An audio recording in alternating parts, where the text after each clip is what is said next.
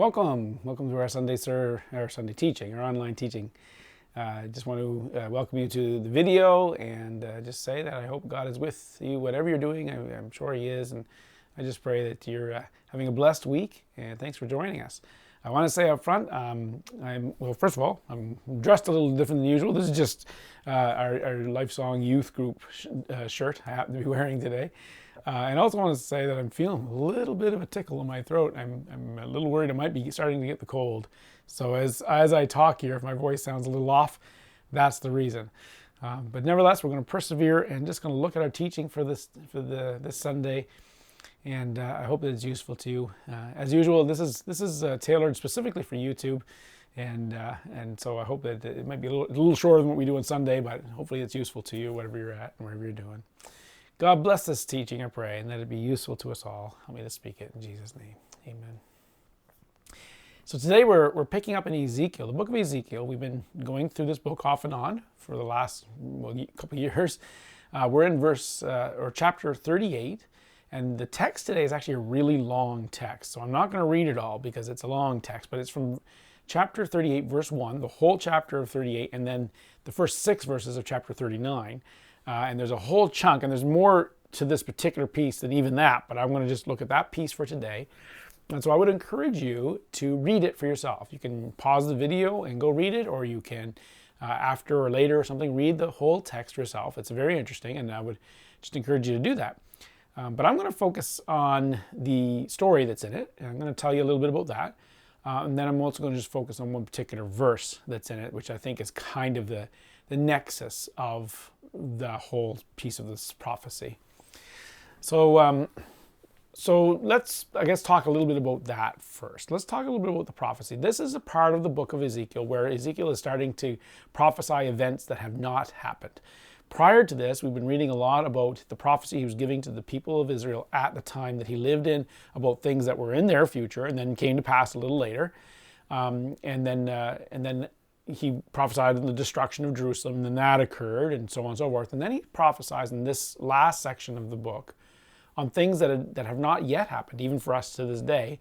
There are future events. And some of these prophecies are repeated in other words and other parts of the scriptures. In the book of Revelation, in the New Testament, for instance, there's different aspects of the same prophecy that are presented there. But that's what it's talking about. And it talks about this person and these people that God is going to bring against Israel, that he's going to allow them to come against Israel, Gog and Magog, whoever they are. And no one really knows. You may have different opinions you've heard, but no one actually really knows who these people are. There's some good reason to think this or that, but whoever, there is some group of people that are going to bring the world, or much of it, against the people of Israel in these last days that are going to be coming in the future, against God's saints in the last days. And the prophecy throughout this chapter talks about how they're going to be drawn, they're going to be enticed by the lust of plunder, they're going to be like, we can take these people, they're not defended, and they're going to feel like they can just come in, and there's going to be this massive group of people that are going to come against the nation of Israel and God's people, and they're going to want to destroy them and plunder them. And so it gives this very descriptive discussion on that and what that looks like. And then down in verse 23, as it's going through all this, and God said, I'm going to do this, and you're going to bring in this, and it's going to happen. To verse 23, he says this. He says, I will magnify myself, sanctify myself, and make myself known in the sight of many nations, and they will know that I am the Lord. Now, he then goes on to discuss how God's going to defend Israel. He's going to come against Gog and Magog, and then he gives this description of the Feast of the Birds and all the corpses that are going to be, and how the weapons are going to be destroyed and so on. And it goes on to discuss all that, the outcome of God stepping in. But this is a unique kind of stepping in that God does. In many places in the ancient world where God saved people, it was through this or that. Sometimes it was a very big event, sometimes it was a more subtle event, but God stepped in and he would help. And this is the way God has worked. But this future event is a little different. God describes it as being this, where he will rise in his fierce anger and his fury, and he'll come and he'll magnify himself, sanctify himself, and make himself known. And there's an emphasis here on the level of this. And then there's some description about earthquakes and plagues and all that. very interesting apocalyptic things to read. But it's God kind of saying, this is it. This is the one. This is the big one. You know, we often hear in our popular culture about Armageddon, which is another biblical battle. It's not this one, but it's another biblical battle that's mentioned. We often think of it as the last battle. It's not, but we think of it that way. And so that word has kind of become, you know, well, there's a big last battle we call Armageddon. Well, this is the last battle that we're talking about here. It's like the end of it all. After all the ages of humans have come to sort of a completion of what's been happening, we're going to come to this point where God's going to say, now this is it. It's no longer just a part of the story. It's the end of the story. And then we go into the eternal state. And so he's like, I'm gonna step in this time. When I step in this moment, I'm going to really step in, and there's going to be no question about me anymore. And so we'll come back to that in a second, but just to emphasize the difference of this event with all the events previously and currently, and even some of the ones we're going to see between now and this event. When we look at the world and we think about God's presence in the world, it's very common that people will discuss, whether you're a believer in God or not, very common for us to look at the events of the world and say, where is God? And we can look at the world and we can wonder what he's doing, and we can look at it and say, maybe this is God. Some people say, oh, God definitely did this. Others will be like, no, God didn't do that. And there'll be this sense of uncertainty sometimes, or a sense of even accusation sometimes. Some people will say, well, there's evil in the world. Look at this evil in the world, and where's God? Why is he not doing? Or others will say, oh, look, why would we blame God for all this evil? Because look, that's so fierce and terrible, and that's Satan at work. And we'll see this idea of, we get a sense and we know there's two forces. There's a good and an evil force. We know that there's, well, for those that believe and know, there's a God and there's a Satan. For those that don't believe, well, you can't deny that there's good and bad in the world, and that there seems to be this pull of it, and we can look at that and we can wonder about things and we can speculate about God. The Bible talks about the times we live in as a time where God is kind of withdrawn. When God created the world, he created it as this perfect paradise where humans were meant to live in it in harmony with one another and in harmony with God, without disease or disorder or death. And God himself would be there, and he would come into this paradise, and he would walk with humans and talk with humans and very, very visibly and notably. And that was the way it was all designed to be. And then, of course, evil came on the scene, and humans brought evil into the world. And so since then, God has been not as easy to see. He's been distant, and there's been like a veil, we would say, the way St. Paul talks about it, where now we see as if looking through a kind of a fuzzy mirror with a bad reflection. We can kind of see, but not fully. And the world is like that right now. We see God dimly in the world. We look at things that are happening in the world, and we can see, like, oh, there was a grace, there was a nice thing, there was a good thing, there was something lovely there. And we can go, that's a glimpse of the divine. And some people, we seek this, and we can talk about some place we visited that was so beautiful. We say, oh, it was a paradise on earth, it was a heaven on earth. Or we can talk about some relationship we were in, it was like heaven. And even in some of our popular songs, we talk about our relationships that way. It's, we've got this place in heaven. And we can sometimes look and think that we see heaven on earth. But then it gets kind of marred, and we realize and we remember, well, no, there's lots of bad stuff in the world right now. And in that looking at the world and seeing heaven on earth, or thinking we do, we can sometimes convince ourselves that those are the things that heaven are, and that we'll think that we've seen the best of what heaven could be. And we forget that earth is not heaven. It's not heaven. No matter how good your life is or how good the things you view and witness are, nothing in this world is fully what God would have it be. There is coming a day when heaven will be fully what it is again. And there will be the full joy and bliss of paradise, and the removal of death, destruction, and all those things. That will come, but it's not now. And so when we live in this life and we think about where's God, we've got to remember, in this time where there is evil in the world, God is veiled somewhat. And for good reason, because if he were not veiled, then he would eradicate all the evil, and that would be the end of everything. So he holds himself back, as it were. It's like he's ready to come, but he's going to hold himself back in patience so that he doesn't just destroy all the evil, and gives chance for people to come to him. And so we see in the world these glimpses of God. We see these glimpses of heaven and the good that God is and the good that heaven will be. And it's all here. And in this world, we also see glimpses of Satan and the evil that he would do.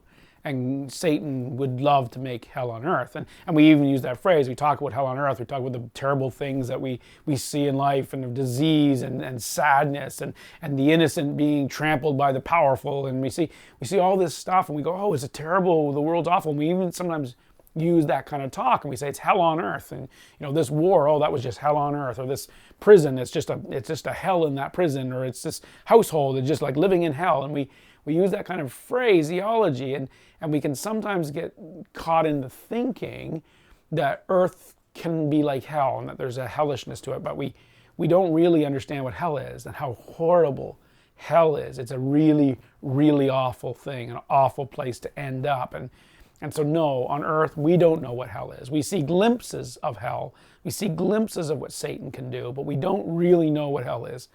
And that's not because Satan withholds himself. He would love to come in and destroy everything if he could. But it's because God restrains not just himself, but he also restrains Satan. And he has prevented Satan from having his way with the world. So Satan is restrained. And so we just see glimpses of what hell would be like. And as we live in this time and place, we're in this place between heaven and hell. And earth is like this place between the full control of God and the full control of Satan. We see the powers at war in this place. And so we see glimpses of good and heaven and God, and we see glimpses of evil and hell and Satan. And that's what the world's like now and will be like for a time to come. Now there's coming a day, and what Ezekiel is talking about in this prophecy, and what we can all kind of look forward to, is there's going to come a day where in this world, the reign of Satan will be allowed, where he will get to finally step forward and without restraint rule and do the damage he wants to do. That time that's coming, it's a tribulation time. It's a time of great hardship, great difficulty, and it's going to be a terrible place. It'll be as close to hell on earth as we can see.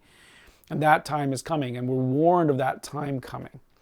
And then there's also going to be a time where the Messiah, where Jesus will return to earth, God's Son will return to earth, and for a time he will get to reign on the earth without restraint, and he will be able to bring the goodness, and the world will thrive, and it will be like a heaven on earth for the time that happens. And we know these two times are coming, a great tribulation and a great restoration. And these two times are hinted at in this and talked about in this, and kind of the poetic terms that Ezekiel talks. They're also referenced in other prophecies in the scriptures in the Bible. But this is the thing that we see looking forward. We know these times are coming. And as the world goes on, we know we get closer and closer to these days. There will come a day when God will say, okay, fine. Nations of the world, you've rejected me. People of the world, you've rejected me. You've decided you don't want me as your king. So I'm going to let things get worse and worse until finally I'm going to stop retaining and restraining Satan. I'm just going to let him go, and you guys can have him, and you can see what it's like to have a world without me. And it's going to be horrible. And then he's going to put a stop to that. Jesus is going to return, and he's going to say, okay, now look what it's like to have a world where I'm in charge fully. And that restoration period will be amazing for those that are here for it. And that's what's coming. That's what this is talking about. And in the main service on Sunday morning, I'll go into more detail, and we'll give you a little more talk about that. But for the YouTube purposes, I want to come back to that verse though. And I said that verse 23 was the nexus of this prophecy. And I want to emphasize that here for us today. Just notice the words that God said there, talking about what he's going to do in this great battle that will kind of be the transitional time of these things. What he's going to do, he said, I'm going to magnify myself, sanctify myself, and make myself known in the sight of many nations. And that term, many nations, is kind of a way of saying, the ones that are there, the earth, everybody that's there, and they will know that I am the Lord. Now, he's done other things so that people will know he's the Lord, but this one is going to be like the big one. It's the big moment. And so those three statements, right? God says, I'm going to magnify myself. It's like God saying, I'm going to make myself big. And the idea of that old way of speaking, of magnifying ourselves, is like majesty. It's like this idea of not like God's going to make himself look bigger than he is because he's infinite. He's as big as you can get. But it's the idea of, in your eyes, I'm going to fill your eyes. Like, you're going to see me. There's not going to be anything left standing against God. When he gets to this point, when this moment that the prophecy is talking about happens, and it will happen in our future, it's going to be that God steps in and nobody anywhere will be able to resist him. Nobody, not Gog and Magog, not the nations of the world, nobody is going to be able to resist him. He'll be finally and fully saying, that's it. This is over. I'm in charge now.